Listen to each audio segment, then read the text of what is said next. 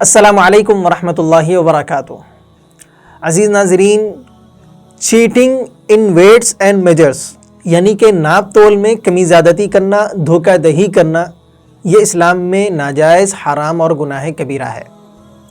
یہ ایک ایسی لعنت ہے اور ایک ایسی بری چال ہے کہ آج کل کی لوگوں کی طرح پچھلی امتوں میں بھی بعض تاجرین ایسے تھے جو ناپ تول میں، ناپنے میں، تولنے میں کمی زیادتی کرتے تھے۔ مختلف قرآن کے مقامات پر اللہ رب العزت نے اس عمل قبیح کی مذمت فرمائی ہے اور اس پر سخت وعید سنائی ہے۔ حضرت شعیب علیہ السلام کی قوم پر جو عذاب آیا تھا، ان میں جو پہلا سبب پایا گیا وہ کفر اور شرک تھا۔ ان میں یہ ایک بیماری تھی ان میں۔ اس کے علاوہ جو بڑا عیب ان میں تھا وہ ناپ تول میں کمی زیادتی کیا کرتے تھے، کمی بیشی کرتے تھے۔ آپ علیہ السلام جس وقت مدینہ منورہ تشریف لائے تو وہاں کے لوگوں میں ایک خرابی یہ تھی کہ وہ ناپ تول میں کمی زیادتی کرتے تھے۔ جب کسی سے کوئی چیز خریدتے تو برابر کا برابر، پورا کا پورا وصول لیتے، اور جب کسی کو کوئی چیز بیچتے تو ناپ تول میں کمی کر کے گھٹا کر بیچا کرتے تھے، معاوضہ پورا لے لیتے تھے۔ اسی وجہ سے سورہ مطففین نازل ہوئی۔ اس کے بعد وہ اس عادت سے دور ہو گئے، یہ عادت ان سے چھوٹ گئی اور پھر وہ پورا کا پورا برابر تولنے لگے۔ اور مدینہ منورہ میں ایک شخص تھا جس کا نام جوہینہ تھا۔ اس کے پاس 2 ترازو تھے۔ ایک ترازو وہ کسی سے لیتے وقت استعمال کرتا تھا، جب کسی کو کوئی چیز دیتا تھا تو دوسرا ترازو استعمال کرتا تھا۔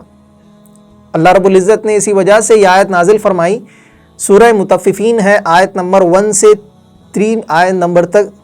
وَيْلٌ لِّلْمُطَفِّفِينَ الَّذِينَ إِذَا اكْتَالُوا عَلَى النَّاسِ يَسْتَوْفُونَ وَإِذَا كَالُوهُمْ أَوْ وَزَنُوهُمْ يُخْسِرُونَ۔ اس کا ترجمہ ہے، خرابی اور عذاب شدید ہے ناپ تول میں کمی کرنے والوں کے لیے، وہ لوگ کہ جب لوگوں سے ناپ کر لیتے ہیں تو پورا پورا لے لیتے ہیں، اور جب ان کو ناپ کر یا پھر تول کر دیتے ہیں تو گھٹا کر اور کم کر کے دیتے ہیں۔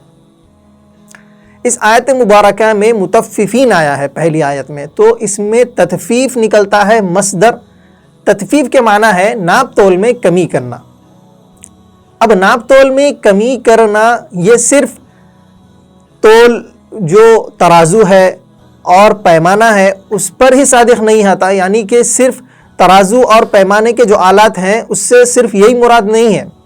اس کے علاوہ جو بھی ناپنے کے، تولنے کے یا پھر وزن کرنے کے، مقدار کو معلوم کرنے کے جو بھی آلات ہیں، دنیاوی جو بھی ٹیکنالوجی ہے، مشینز ہیں، ان سب پر یہ چیز عائد ہوتی ہے۔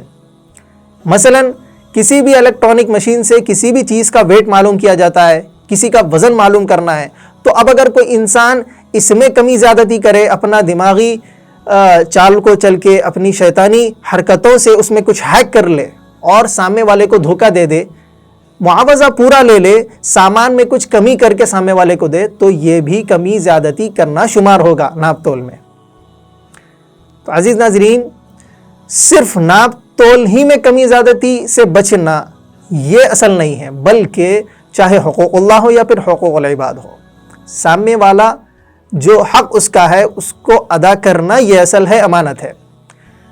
حقدار کا حق مارنا چاہے کسی بھی معاملے میں ہو، یہ کمی زیادتی کرنا، کمی بیشی کرنا شمار ہوگا۔ حضرت عبداللہ ابن عباس رضی اللہ تعالیٰ عنہ سے روایت ہے کہ 5 گناہوں کی وجہ سے 5 قسم کا عذاب آتا ہے کہ جب کوئی قوم عہد شکنی کرتی ہے تو اللہ تعالیٰ ان پر ان کے دشمنوں کو مسلط فرما دیتے ہیں۔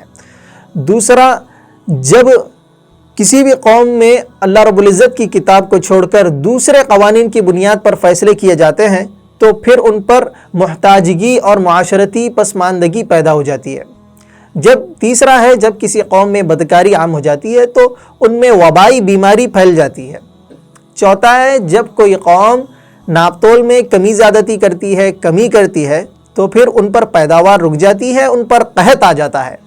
5واں ہے، جب زکوٰۃ ادا نہیں کی جاتی تو پھر ان سے بارش کو روک لیا جاتا ہے۔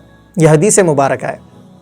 دیکھیے، یہ ناپ تول میں کمی زیادتی کرنے کے بارے میں وعید ہیں، اور اگر ہم ناپ تول میں امانت داری سے ناپ کر سامنے والے کو اس کا حق دیں گے، اس کا حق ادا کریں گے، تو اس پر فضیلت بھی اللہ رب العزت فرما رہے ہیں۔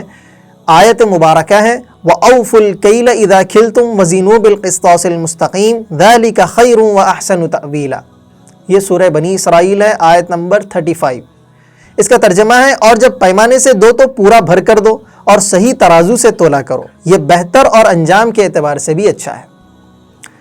دیکھیے اسلام میں صرف عدل و انصاف کے ساتھ تول کر سامنے والے کو اس کا حق ادا کرنا ہی اصل نہیں ہے، بلکہ اسلام تو مزید احسان کی ہمیں تعلیم دیتا ہے۔ آپ علیہ الصلوۃ والسلام فرماتے ہیں کہ زن و ارجح، یعنی کہ تول کر دو اور جھکا ہوا تولو۔